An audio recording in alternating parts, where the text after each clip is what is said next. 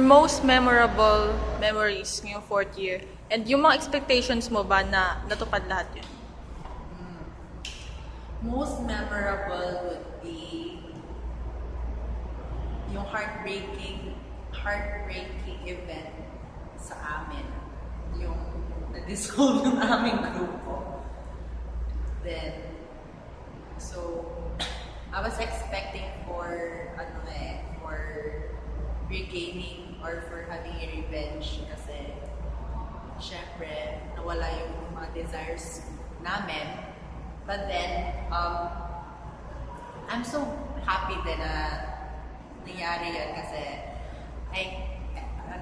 nagkaroon ako ng new group in which, oh my God, nag-iiyak. Inaccept ako and they love me. Char! They love me! But, and then, also, in-expect ko before the semester, hindi nangyari nga yun, nagkaroon ng irita and everything. And of course, masaya, pag yung mga tropa pips ko.